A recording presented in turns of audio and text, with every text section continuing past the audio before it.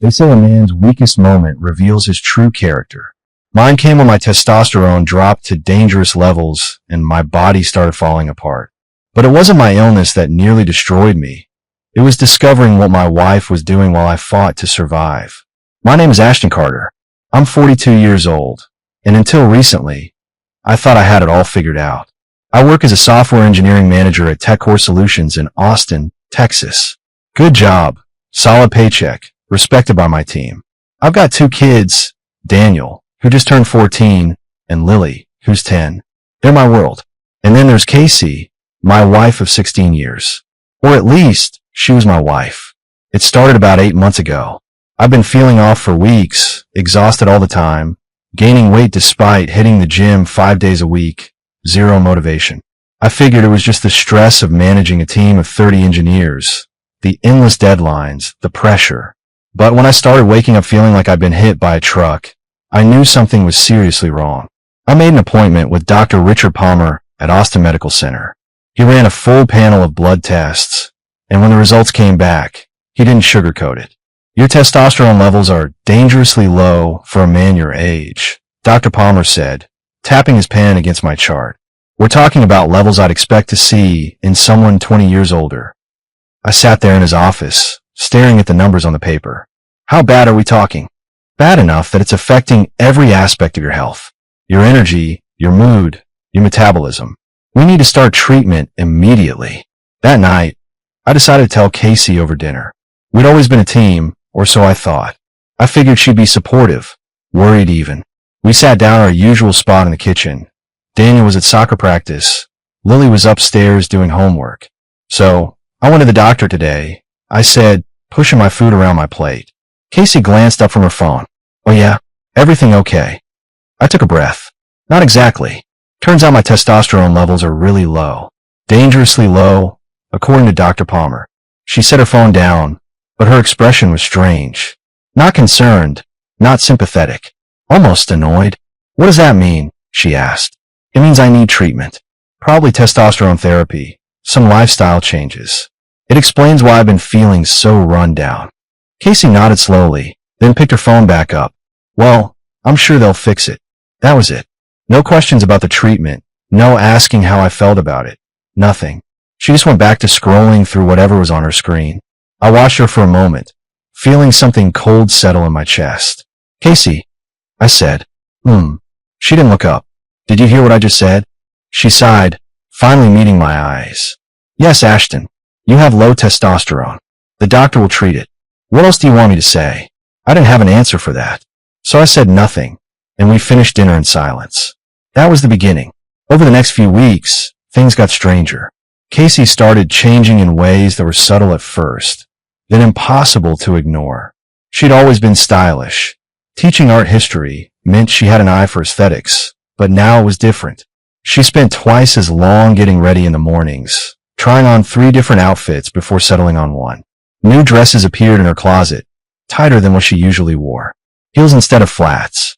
I noticed it one Tuesday morning. She was standing in front of the bathroom mirror, applying lipstick with more care than I'd seen in years. Big presentation today, I asked from the bedroom doorway. Casey glanced at me in the mirror. Just a normal lecture day. What? You're really dressed up. She capped the lipstick and turned to face me. I can't look nice for my students. That's not what I meant. Then what did you mean, Ashton? Her tone had an edge to it. I held up my hands. Nothing. You look great. She brushed past me without another word, grabbing her bag from the kitchen counter. Daniel was eating cereal at the table, barely looking up from his phone. Lily was trying to tie her shoes by the front door. Mom, can you help me? Lily called out. Not now, sweetie. Mommy's running late. Casey kissed the top of Lily's head and headed for the garage. I watched her go, then knelt down to help Lily with her laces. It's okay, I've got you. Thanks, Dad, Lily said, giving me a quick hug before running to grab her backpack. Daniel finally looked up from his phone. Dad, is Mom okay? The question caught me off guard. What do you mean? He shrugged, pushing his cereal bowl away. I don't know. She's been acting weird lately. Like, she's never home anymore. I sat down across from him. She's just busy with work. You know how it is during the semester. Daniel didn't look convinced, but he didn't push it either. He grabbed his backpack and headed out the door. I sat there alone in the kitchen, my coffee going cold in my hand. He was right. Casey had been coming home later and later. What used to be occasional evening office hours had turned into a regular thing, 3, sometimes 4 nights a week. She'd walk in around 10 or 11, claiming she'd been helping struggling students prepare for exams or working on research for an upcoming paper. I wanted to believe her. I really did. But then came the phone calls. Casey had never been secretive about her phone before. It used to sit on the kitchen counter while we ate dinner, face up, occasional buzzes from work emails or group texts with her colleagues. Now she kept it in her purse or in her hand, screen facing down. When it rang, she'd glance at it, then leave the room to answer. One night, around midnight, I woke up to the sound of her voice. I could hear her through the bathroom door, soft, almost whispered tones. I couldn't make out the words, but I could hear the tone. It wasn't the voice she used with colleagues or friends. When she came back to bed, I pretended to be asleep. "Ashton," she whispered. I didn't answer. She slipped under the covers, and within minutes, I could hear her breathing even out as she fell asleep. But I lay there wide awake, staring at the ceiling, feeling that cold knot in my chest grow tighter. Something was very wrong, and I was running out of excuses to ignore it. I got the first call on a Thursday afternoon. I was in the middle of a code review meeting at TechCore when my phone buzzed. It was my buddy Jake Peterson, someone I'd known since college. We played racquetball every other week, grabbed beers when we could. Solid guy. I stepped out of the conference room and answered. "Jake, what's up?" There was a pause on the other end. "Hey man, you got a minute? I need to talk to you about something." The tone in his voice made my gut tighten. "Yeah, shoot. Look, I don't know how to say this, so I'm just going to say it. I was at the Roosevelt Room last night, that bar on 5th Street, and I saw Casey there. I leaned against the wall. Okay. She mentioned meeting some colleagues for drinks. Ashton." Jake's voice dropped. "She wasn't with colleagues. She was with some young guy, mid-20s maybe, dark hair, preppy looking. And man, they were close. Real close." My hand tightened around the phone. "What do you mean close?" "I mean, she had her hand on his arm. They were laughing, leaning into each other. At first I thought maybe it was innocent, you know? But then he put his hand on her knee, and she didn't move it away. I waited around for a bit, and when they left, they walked out together. I'm sorry, man. I figured you'd want to know." I stood there in the hallway, watching my coworkers through the glass conference room wall, continuing their meeting like the world hadn't just tilted sideways. "You sure it was her?" I asked, knowing it was a stupid question. "Positive." I almost went over to say hi, but something felt off about the whole thing. "I'm really sorry, Ashton." I thanked him and hung up. For the rest of the day, I went through the motions, finished the code review, answered emails, attended a budget meeting, but my mind was somewhere else entirely. That night, Casey came home around 9:30. She walked in carrying her leather bag, heels clicking on her hardwood floor. "Hey," she said, setting her bag down. Long day. I was sitting on the couch, a beer in my hand that I hadn't touched. "How was your evening?" "Fine. Just had some paperwork to catch up on at the office." She moved toward the kitchen. "Have you eaten?" "I'm starving." "Casey, where were you last night?" She stopped, her back still to me. "Last night? I told you. I had drinks with some people from the department." "Which people?" She turned around slowly. "What's with the interrogation?" I stood up, facing her. "I got a call today. From Jake. He saw you at the Roosevelt Room. With a guy. A young guy." Casey's face didn't change, but I saw something flicker in her eyes. "Jake needs to mind his own business." "So, you're not denying it?" "I'm not denying that I was having a drink with a colleague. One of the graduate TAs needed some career advice. That's all it was." "Jake said you were all over each other." Her expression hardened. "Jake is mistaken. Or maybe he'd had too many drinks himself." "I can't believe you're accusing me of something based on gossip from your drinking buddy." She stormed upstairs before I could respond. I stood there in the living room, my beer still untouched, and realized something. She hadn't asked me who the guy was. She hadn't seemed surprised or confused. She'd gone straight to defense mode. That's when I knew Jake wasn't wrong. 2 days later, I got another call, this time from Mark Sullivan, a guy I knew from the gym. We weren't close friends, but we spotted each other on bench press and talked about sports between sets. "Ashton, I hate to be the bearer of bad news," Mark said, "but I saw your wife yesterday at Zilker Park. She was with some guy, sitting on a blanket near the trail. I was running past and almost stopped to say hi, but they were kissing." I closed my eyes. You're sure it was her? Positive, man. I'm really sorry. 3 different people. 3 different sightings. This wasn't a coincidence anymore. That night, I made a decision. I waited until Casey was asleep. Then I carefully took her phone from the nightstand. My hands were shaking as I tried to unlock it, but the passcode I knew, our anniversary, didn't work. She'd changed it. I set the phone back down and went to my office. I opened my laptop and pulled up our cell phone account online. I had access to the call logs, and what I found made my blood run cold. Pages and pages of calls and texts to numbers I didn't recognize. Some conversations went on for hours, starting late at night, and continuing until 2 or 3 in the morning. There were names I'd never heard her mention. Justin, Bradley, someone listed only as MR. I sat back in my chair, the evidence laid out in front of me in black and white. This wasn't just one affair. This was multiple men, multiple betrayals. I thought about confronting her right then, waking her up and demanding answers. But something stopped me. If I confronted her now, she'd just lie again. She'd gaslight me, tell me I was being paranoid, twist everything around until I was the one apologizing. No, if I was going to do this, I needed proof. Real, undeniable proof. The next morning, I called in sick to work. After Casey left for the university and the kids were at school, I drove across town to a small office on Burnett Road. The sign outside read, Harrison Investigations, discreet and professional. Frank Harrison was exactly what I expected. Mid-50s, graying hair, the weathered look of someone who'd seen it all. He'd been a cop for 20 years before going private. His office was cramped but organized, walls covered with licenses and certifications. Mr. Carter, he said, shaking my hand. What can I do for you? I sat down across from his desk. I think my wife is cheating on me. I need proof. Frank didn't seem surprised. He probably heard that line 10 times a week.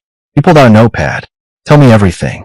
I laid it all out. The changed behavior, the late nights, the calls from friends, the phone records. Frank listened without interrupting, taking notes. When I finished, he sat back in his chair. I'll be straight with you. Based on what you're telling me, your instincts are probably right. The good news is, if she's being this sloppy about it, gathering evidence won't be hard. What do you need from me? Her schedule, her usual routines, vehicle information, recent photos. I'll put surveillance on her, see where she goes, who she meets. If something's happening, I'll document it. I pulled out my phone and started sharing information. Within 30 minutes, Frank had everything he needed. I'll start tomorrow, he said, walking me to the door. Give me 2 weeks. If she's cheating, I'll have proof. I shook his hand. Thank you. As I drove home, I felt something I hadn't felt in weeks. Control. Casey thought she was getting away with it. Thought I was too trusting or too stupid to notice. She was wrong. Frank Harrison worked fast. Within 3 days, he called me with his first report. I was at my desk at TechCore, staring at lines of code that might as well have been written in another language for all the attention I could give them. Mr. Carter, Frank's voice came through the phone, professional and direct. I've got something you need to see. Can you meet me in my office in an hour? My stomach dropped. That fast. Your wife isn't being careful. This won't take long. I told my team I had a doctor's appointment and drove to Frank's office. When I walked in, he had a laptop open on his desk, along with a thick folder. Have a seat, Frank said, his expression neutral. He'd probably delivered this kind of news 100 times, but it never got easier for the person receiving it. He opened the folder first. Inside were photographs, time-stamped, high resolution, undeniable. Casey walking into an apartment building on West 6th Street. Casey sitting in an outdoor cafe with a young man, their hands intertwined across the table. Casey and the same man walking out of a hotel near the university. That's from yesterday afternoon, Frank said, pointing to the hotel photo. She told you she had office hours, right? I nodded, my throat tight. She was in that hotel for 2.5 hours. Same guy from the cafe. His name is Justin Winters, graduate student in her department, 26 years old. Frank clicked on his laptop, and video footage began playing. Casey and Justin entering the hotel lobby, laughing, his hand on her lower back. There's more, Frank continued, pulling out another set of photos. Different guy. Met him at Mozart's Coffee on Tuesday evening. This one was older, maybe 30. Dark hair, well-dressed. The photos showed them sitting close on the outdoor patio, her hand on his shoulder. Bradley Chun, Frank said, reading from his notes. Assistant professor in the English department. Divorced, 1 kid. I felt like I was watching my life burn down in real time. How many are there? Frank's expression softened slightly. So far, I've documented 3 different men. But based on her pattern and the phone records you provided, I'd estimate there could be more. She's been doing this for a while, Ashton. This isn't new. He showed me more. GPS tracking data, showing her car at various locations that didn't match her claim schedule. Text message metadata, showing hundreds of late-night communications. Hotel receipts, charged to a credit card I didn't know she had. What do I do with all this? I asked, my voice barely above a whisper. Frank closed the laptop and slid the folder across to me. That's up to you. But if you're thinking about divorce, this is more than enough evidence. No judge is going to side with her after seeing this. I picked up the folder. Its weight somehow heavier than it should have been.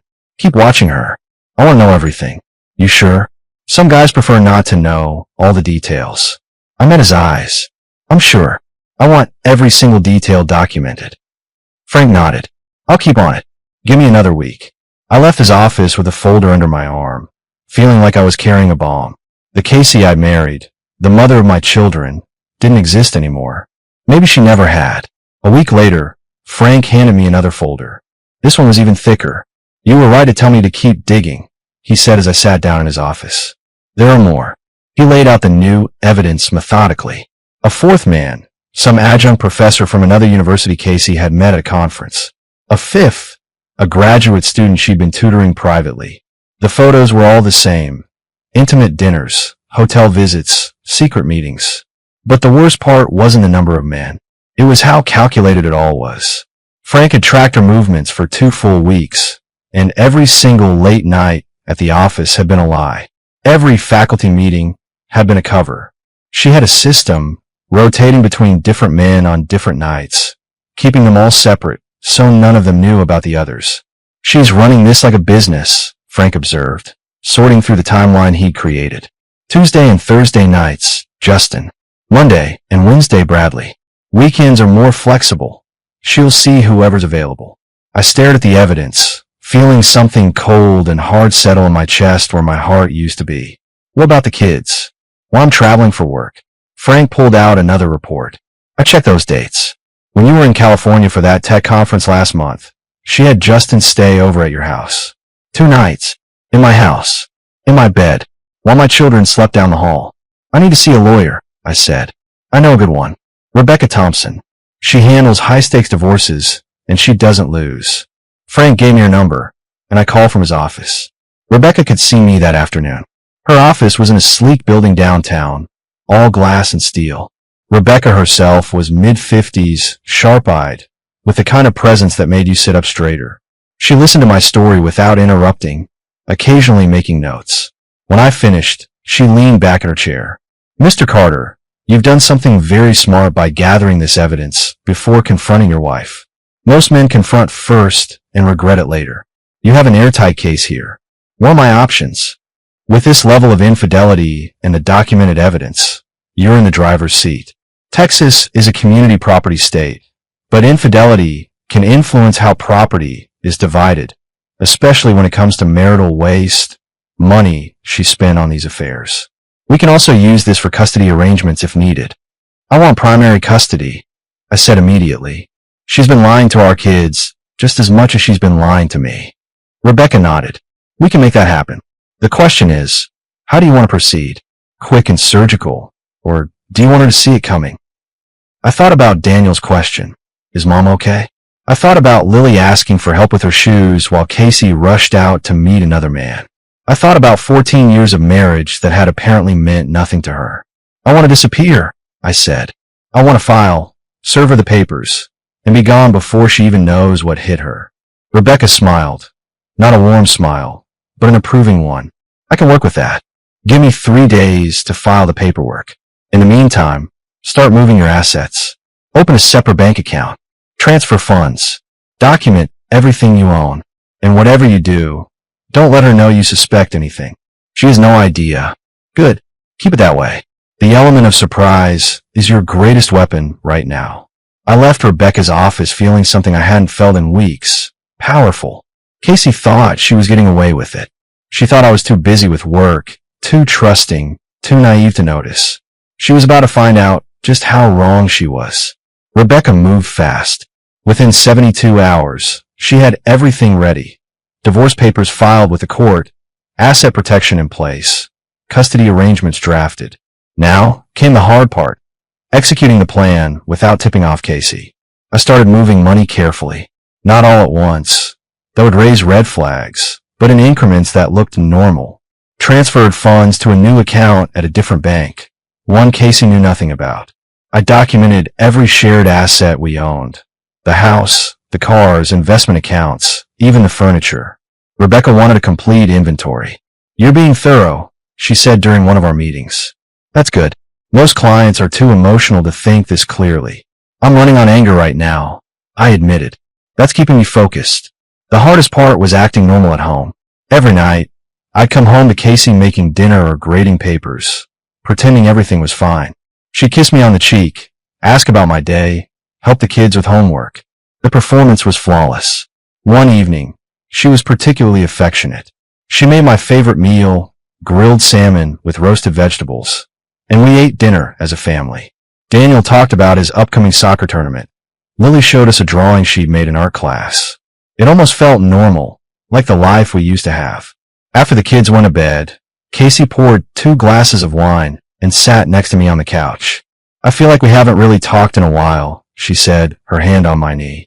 I looked at her, this woman I'd spent 16 years with, and felt nothing. "We talk every day." "That's not what I mean. I mean really talked. About us." I took a sip of wine, keeping my expression neutral. "What about us?" She hesitated, and for a moment I saw something in her eyes, guilt, maybe, or fear. "I know things have been strange since your diagnosis. I haven't been as supportive as I should have been. I'm sorry about that." The apology was too little, too late, and completely meaningless given what I knew. But I couldn't let her see that. "It's okay," I said, the lie coming easily. "We've both been stressed." She smiled, relieved, and leaned her head on my shoulder. "I love you, Ashton. I know I don't say it enough." I stared at the wall across from us, Casey's head warm against my shoulder, and felt absolutely nothing. "I love you too." 3 days later, everything was ready. Rebecca called me at work with a final confirmation. "Papers are filed. Process server is standing by. When do you want to do this?" Rebecca asked. "Tomorrow. Friday. She has classes all morning, then office hours in the afternoon. Serve her at her office at 2 p.m. "And you?" "I'll be gone by noon. I'm moving into a furnished rental across town. Already have movers scheduled." "What about the kids?" "They'll be at school when it happens. I'll pick them up afterward and explain everything. I've already talked to a family therapist about how to handle it." Rebecca was quiet for a moment. "You've thought of everything." "I've had plenty of time to plan." That night, I barely slept. I lay in bed next to Casey, listening to her breathe, knowing this was the last night I'd ever spend under the same roof with her. Tomorrow, everything would change. Friday morning came. Casey got up early, like always, spent an hour getting ready. She kissed me goodbye at the door, completely oblivious. "Have a good day," she said, smiling. "You too." The moment her car pulled out of the driveway, I called the movers. They arrived within an hour, and we worked quickly. I took only what was mine, clothes, personal items, my office equipment. I left the furniture, the photos, everything that belonged to our shared life. By 11:30, the house was clear to my presence. I left my keys on the kitchen counter, next to a note that simply said, "Check your office at the university." Then I walked out the door and didn't look back. At exactly 2 p.m., Rebecca texted me. "Papers served." She knows. I was sitting in my new rental apartment, sparse and temporary, but mine. My phone started ringing within minutes. Casey's name lit up the screen. I didn't answer. She called again, and again. By the time I silenced my phone, she called 11 times. Then came the texts. "Ashton, what is this? Call me right now. This is insane. We need to talk. Where are you?" I didn't respond. Rebecca had been clear. No contact until the legal strategy was set. An hour later, my phone rang with a different number. "Daniel." "Dad." His voice was shaky. "Mom just came home freaking out. She's crying and throwing things." "What's going on?" My heart sank. I hadn't wanted the kids to see her like this. "Where's Lily?" "Upstairs in her room." Dad, what happened? I'm coming to get you both. Pack a bag. You're staying with me for a few days. Dad, Daniel, trust me. Pack a bag. I'll be there in 20 minutes. I drove to the house faster than I should have. When I pulled up, Casey's car was in the driveway.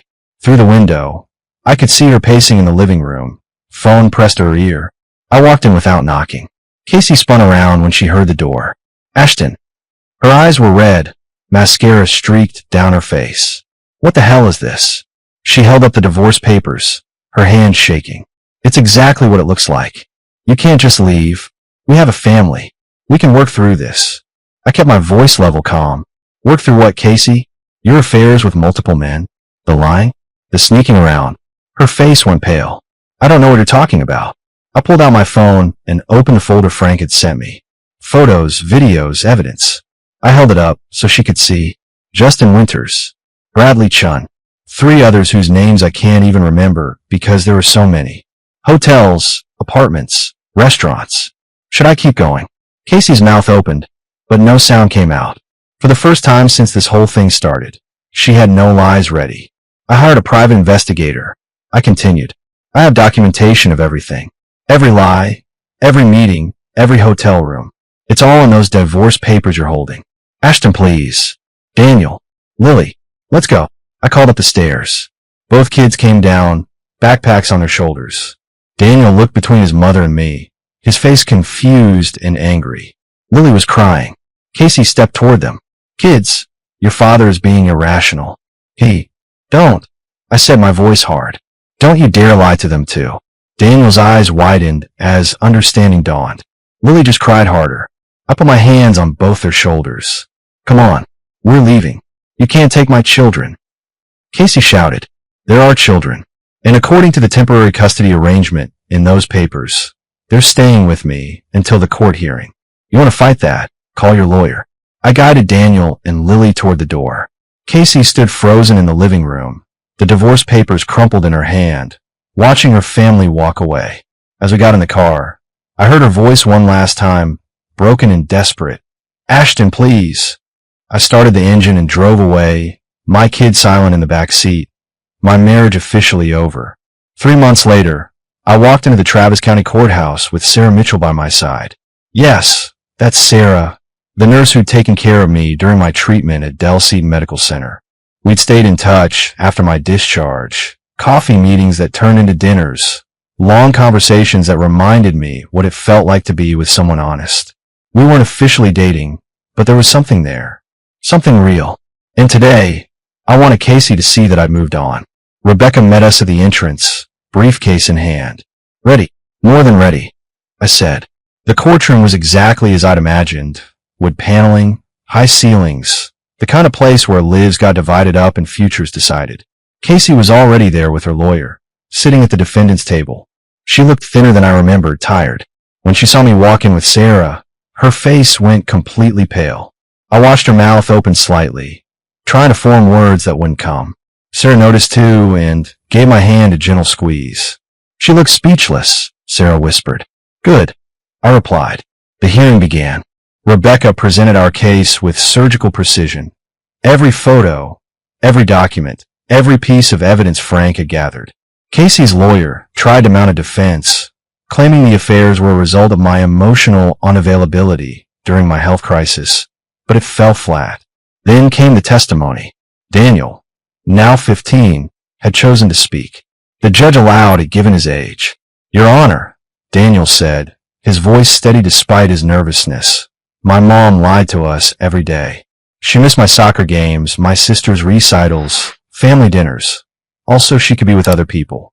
My dad was sick, and instead of helping him, she made everything worse. I want to live with my dad. Casey started crying, but Daniel didn't look at her. The judge reviewed the evidence, listened to the arguments, and made her ruling. I got primary custody of both kids. The house, 70% of our assets. Casey would pay child support and cover 40% of my legal fees. No alimony. The gavel came down with a sharp crack that seemed to echo forever. Outside the courthouse, Casey caught up to us on the steps. She looked broken, desperate. Ashton, please, she said, her voice shaking. Can we just talk? Just 5 minutes. I stopped and turned to face her. Sarah stood beside me, close but not possessive. Casey's eyes darted between us, and I saw the moment reality finally hit her. There's nothing to talk about, I said calmly. You made your choices. Now you live with them. But the kids will be fine. They'll see you according to the custody schedule. Beyond that, we're done. Casey's face crumbled. She reached out as if to touch my arm, but I stepped back. I'm sorry, she whispered. I'm so sorry. So am I said. I'm sorry I wasted 16 years. I took Sarah's hand, and we walked down the courthouse steps together. Behind us, I could hear Casey sobbing, but I didn't turn around. That chapter of my life was closed. You okay? Sarah asked as we reached my car. I looked back one last time. Casey was standing alone on those courthouse steps, exactly where she deserved to be. Yeah, I said, meaning it. I really am. 8 months after the divorce was finalized, life had found a new rhythm. Daniel and Lily had adjusted better than I'd hoped. We moved into a larger place in Mueller, a neighborhood with good schools and parks where Lily could ride her bike. Daniel had made the varsity soccer team and was thriving. The testosterone treatment had worked.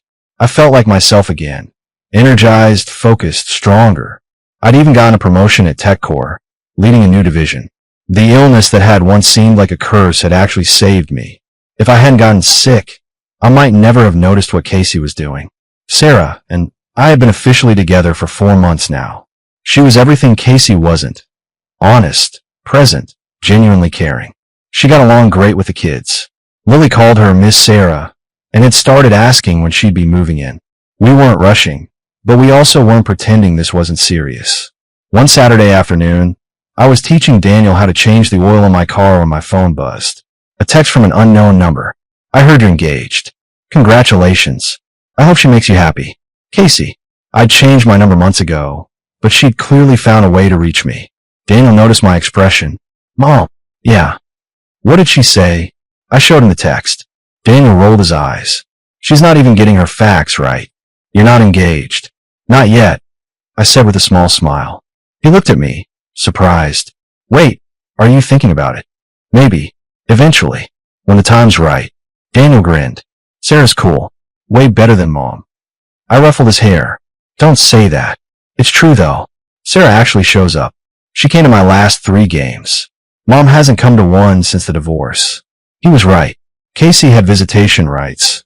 Every other weekend and Wednesday dinners. But she'd canceled more often than not. Always an excuse. Always something more important. That evening, Sarah came over for dinner. She'd brought ingredients to make her famous lasagna, and Lily helped her in the kitchen while Daniel and I set the table. It felt natural, easy, like a family. After dinner, Sarah and I sat on the back porch while the kids watched a movie inside. You got a text from Casey today, she said. It wasn't a question. How'd you know? You had that look. Like you'd stepped in something unpleasant. I laughed. She thinks we're engaged. Are we? Sarah asked, raising an eyebrow, playfully. Not yet. But Sarah. I turned to face her. I'm not looking to rush into anything. I just got out of a 16-year disaster. But I want you to know that this, what we have, it's real for me. She took my hand. It's real for me too. And I'm not going anywhere. We sat there in comfortable silence, watching the sun set over Austin. My phone buzzed again. Another text from Casey. Probably. I didn't even look at it. That life was over. This life, the one I'd built from the ashes of my marriage, was just beginning.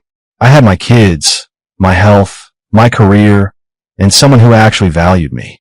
Casey had taught me an important lesson. Sometimes the worst thing that happens to you is actually the best thing. Her betrayal had freed me from a relationship that was slowly suffocating me. Her lies had forced me to rebuild myself into someone stronger. I thought I was losing everything. Turns out, I was just making room for something better. Daniel came outside. Dad, Lily wants to know if we can get ice cream. Sure, why not? Sarah stood up. I'll drive. As we piled in her car, all 4 of us laughing about something Lily said, I realized this was happiness. Not the performance of happiness I'd had with Casey, but the real thing. And I was never letting it go.